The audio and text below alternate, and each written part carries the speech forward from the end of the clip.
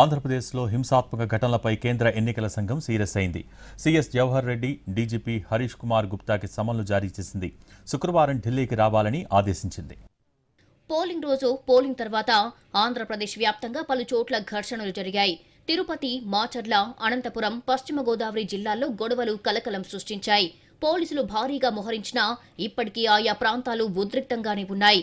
దీంతో central election committee ఆగ్రహం వ్యక్తం చేసింది. హింసను ఎందుకు అరికట్టలేకపోయారో వివరించాలని సీఎస్, డీజీపీలను ఆదేశించింది ఈసీ. సున్నిత ప్రాంతాల్లో హింసాత్మక ఘటనలు జరుగుతాయన్న సమాచారం ఉన్నా హింస చెలరేగడంపై మండిపడింది. ఏపీలో సరైన పాలనా వ్యవస్థ లేదని, పూర్తి స్థాయిలో నిర్లక్ష్యంగా వ్యవహరిస్తున్నారంటూ ఈసీఐకి నివేదిక ఇచ్చారు ప్రత్యేక అబ్జర్వర్లు. 3 రోజుల పాటు హింసాత్మక ఘటనలను నివారించలేకపోవడాన్ని ఈసీఐ తీవ్ర అభ్యంతరం వ్యక్తం చేసింది. సీఎస్ జవహర్ రెడ్డి, డీజీపీ హరీష్ కుమార్ కు సమన్లు జారీ చేసింది. జిల్లా కలెక్టర్లకు సరైన దిశానిర్దేశం చేయడంలో సీఎస్ జవహర్ రెడ్డి ఘోరంగా విఫలమయ్యారని విమర్శించింది.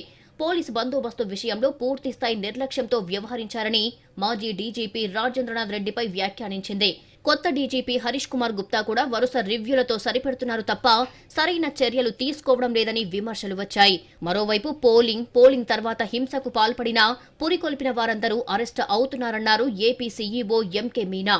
పోల్ తర్వాత తాడిపత్రి, మాచర్ల, చంద్రగిరి, నర్సారావుపేటలో చాలా హింసాత్మక ఘటనలు జరిగాయన్న మీనా 4 ప్రాంతాల్లో 144 సెక్షన్ పెట్టామని చెప్పారు.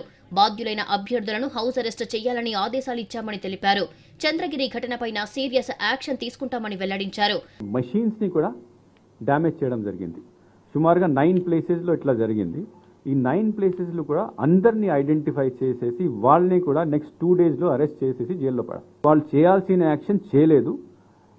తర్వాత కనైవింగ్ వేలో దే హ్యాడ్ బిహేవ్డ్.